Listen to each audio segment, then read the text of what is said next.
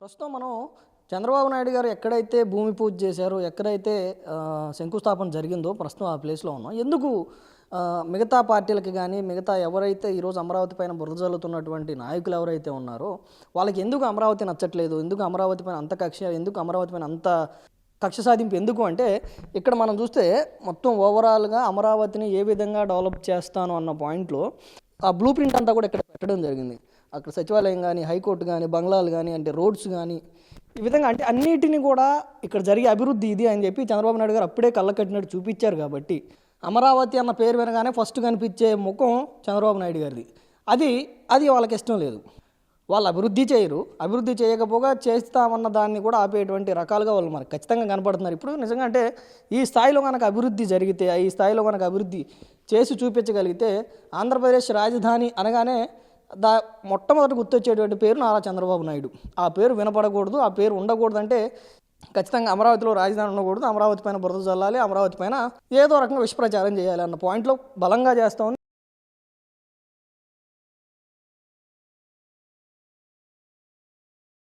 So ఇప్పుడు మనం MP MLA quarters దగ్గర ఉన్నాం. ఇదిగోండి, ఈరోజు ఇప్పుడు టైం వచ్చేసి 5 అయింది, 21వ తారీఖు ఆగస్టు. ఒకసారి ఆ పెద్ద పెద్ద బిల్డింగ్స్ని చూడవచ్చు, అవన్నీ క్వార్టర్స్. ఇక్కడ మునిగిపోయిందంటే కిందే కాబట్టి ఇక్కడ మనం కింద చూస్తే కనీసం ఆ గుంతల్లో కూడా నీళ్ళు ఆగని పరిస్థితి. అంత పెద్ద పెద్ద గుంతల్లో కూడా నీళ్ళు ఆగకపోతే ఇక ఎమ్మెల్యే క్వార్టర్స్ కూడా మునిగిపోయాయి అంటున్నారు, ఎంపీ క్వార్టర్స్ మునిగిపోయాయి అంటున్నారు, మినిస్టర్ బంగ్లాలు మునిగిపోయాయి అంటున్నారు, జడ్జి బంగ్లాలు మునిగిపోయాయి అంటున్నారు. కనీసం గుంతల్లో అయినా ఆగాలి కదా. కనీసం అంటే ఆ బురద ఎక్కడైనా కాస్త వర్షం పడినప్పుడు ఖచ్చితంగా బురద అనేది కామన్గా వచ్చింది. అక్కడ బురద తప్పితే ఎక్కడా కూడా నీళ్ళు కనిపించట్లేదు. ఆఖరికి అందులో కూడా అక్కడక్కడ కూడా ఆ గుంతల్లో కూడా నీళ్ళు ఆగిపోయినటువంటి పరిస్థితి లేదు.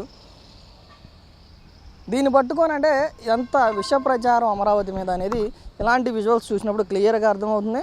అంత పెద్ద బిల్డింగ్స్ కట్టే దగ్గర ఇంత లోతట్టు ప్రాంతంలో కూడా కనీసం నీళ్లు ఆగని పరిస్థితులు ఉంటే మునిగిపోయింది, తడిసిపోయిందని చెప్పి వాళ్ళు మాట్లాడటం అనేది విష ప్రచారానికి పరాకాష్ట అని చెప్పుకోవచ్చు అనమాట.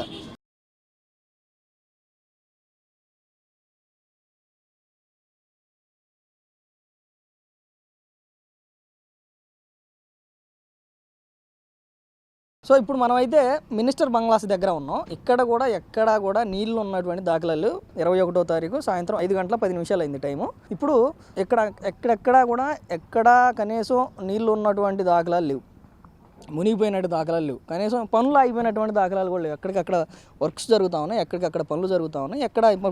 మనం ఉన్నటువంటి రోడ్డు కూడా పొడిబారిపోయినటువంటి రోడ్డు కనిపిస్తూ ఉంది. ఎక్కడా కూడా మనకి నీళ్లు కనిపించట్లేదు, ఎక్కడ పనులు ఆగలేదు, ఎక్కడ మునిగిపోయినటువంటి దాఖలాలు లేవు. ఒకసారి అటు చూస్తే ఏ బిల్డింగ్ ఆ బిల్డింగ్ కన్స్ట్రక్షన్ జరుగుతూనే ఉంది. ఎవరో ఒక మాజీ ఎమ్మెల్యే మాట్లాడుతూ ఉన్నాడు, ఇక్కడ పులసలు దొరుకుతాయంట. అంటే ఆ స్థాయిలో దీనిపైన విమర్శలు చేస్తూ ఉన్నారు. కొన్నాళ్ళకి గోదావరి పులసలు అమరావతిలో దొరుకుతాయని చెప్పి దీనిపైన చేస్తున్నటువంటి వెటకారం ఏ స్థాయికి వెళ్ళింది అంటే, ఏమంటే ఎక్కడైనా నీళ్లు కనిపిస్తున్నాయా, ఎక్కడైనా బురద కనిపిస్తుందా, కనీసం రోడ్ల మీద కూడా నీళ్లు ఆగని పరిస్థితుల్లో చేసేటువంటి ప్రచారం తారాస్థాయికి పోయింది అనేది క్లియర్గా అర్థమవుతా ఉంది.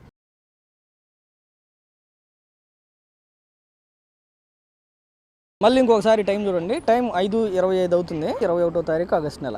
ఇప్పుడున్నదైతే హైకోర్టుకి వెళ్ళేటువంటి మెయిన్ రోడ్లో మనం ఉన్నాం. వాళ్ళు చెప్తున్న దాంట్లో హైకోర్టు కూడా ఒకటి, హైకోర్టు కూడా వానకి మునిగిపోయింది, వర్షానికి కొట్టుకుపోయింది అని చెప్పేటువంటి ప్రచారంలో హైకోర్టు కూడా ఒక ప్రధాన భాగం. ఇక్కడ మనం చూస్తే కనీసం అంటే హైకోర్టుకి వెళ్ళే దారిలో ఎక్కడా కూడా కనీసం నీళ్ళు ఆగినటువంటి పరిస్థితి లేవు, కోర్టు ఆగిపోయినటువంటి పరిస్థితి లేదు. కార్లు చూస్తే కార్లు ఏంటి, బైకులు ఏంటి, మనుషులేంటి, ఎక్కడా కూడా అంతరాయాలు ఉన్నటువంటి పరిస్థితులు కానీ, ఆగిపోయిన పరిస్థితులు కానీ, నిజంగా వాళ్ళు చేసినటువంటి ప్రచారంలో భాగంగా కొట్టుకుపోయిన పరిస్థితులు కానీ ఖచ్చితంగా లేవనేది ఖచ్చితంగా కనపడతా ఉంది.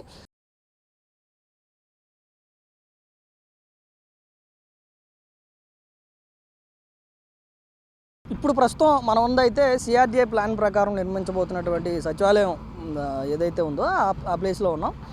ఇక్కడ చూడొచ్చు అంటే ఎంత పెద్ద పెద్ద మిషన్లు పనిచేస్తున్నాయి, ఎంతమంది వర్కర్స్ పనిచేస్తున్నారు.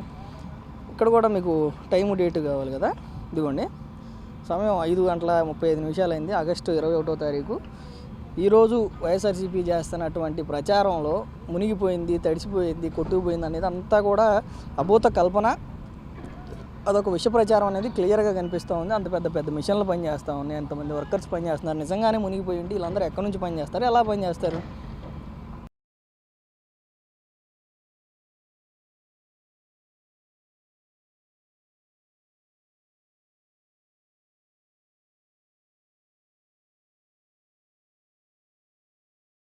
అసలు అంటే వైఎస్ఆర్సీపీకి వర్షం పడగానే ఆ పార్టీకి కానీ ఆ పార్టీ నేతలు కానీ వర్షం పడగానే మొట్టమొదటిగా గుర్తొచ్చేది చంద్రబాబు నాయుడు గారు ప్రతిష్టాత్మకంగా కట్టబోతున్నటువంటి ఐకానిక్ టవర్స్. హైదరాబాద్కి హైటెక్ సిటీకి సైబర్ టవర్స్ ఎలా అయితే కట్టారో అలానే ఆంధ్రప్రదేశ్ కూడా ఏమాత్రం తక్కువ కాదు, ఇక్కడ కూడా గుర్తుండిపోయేలా ఒక కట్టడం ఉండాలి అని చెప్పి ఐకానిక్ టవర్స్ని ఎలా అయితే కట్టే ప్రయత్నంలో భాగంగా ఇది రాష్ట్రానికి తలమానికంగా ఉండాలి, ఇది రాష్ట్రానికి గుర్తింపు తీసుకురావాలన్న విధంగా ఆయన కట్టడంలో భాగంగా ఒకసారి మనం చూస్తే ఫౌండేషన్ కోసమే దగ్గర ఒక 20 నుంచి 25 అడుగుల లోతు వరకు గుంతలు తీసినటువంటి పరిస్థితి. కట్టిన తర్వాత నీళ్లుంటే దాన్ని బయటకు చూపించాలి, కానీ కట్టక ముందే ఏదైతే ఫౌండేషన్లో ఉన్నటువంటి గుంతల్లో ఉన్నటువంటి ఈ వీడియోలను తీసుకొచ్చి ఇక్కడ ఉండేటువంటి పరిస్థితిని తీసుకొచ్చి అమరావతి మునిగిపోతుంది, అమరావతి కొట్టుకుపోతుంది, అమరావతి ముప్పు ప్రాంతం అని చెప్పి ఈ విధంగా అంటే ఒకసారి మనం చూస్తే అంత పెద్ద గుంతలో ఖచ్చితంగా నీళ్ళు ఆకుండా ఉంటాయంటారా?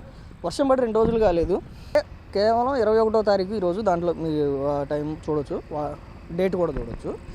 కేవలం 2 రోజులకే ఇంత పెద్ద గుంతలోంచి నీళ్ళు పోయినాయి అంటారా?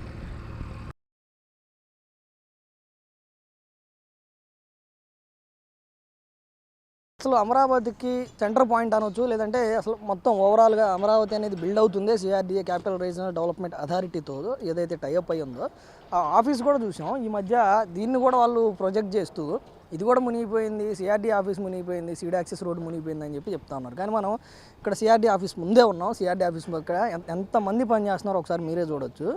కొన్ని వందల మంది దీనిపైన ఇక్కడ పనిచేస్తూ ఉన్నారు. నిజంగా వైఎస్ఆర్సీపీ చేస్తున్నటువంటి ప్రచారమే నిజమై ఉంటే, సిఆర్డీ ఆఫీస్ మునిగిపోయి ఉంటే వీళ్ళందరూ ఎక్కడి నుంచి పనిచేస్తున్నారు, ఎలా పనిచేస్తున్నారు చూడండి. అసలు అంటే ఎక్కడ కూడా ఏ పని కూడా ఆగినట్లేదు, కట్టుబడి జరుగుతుంది, వెల్డింగ్లు జరుగుతూ ఉన్నాయి.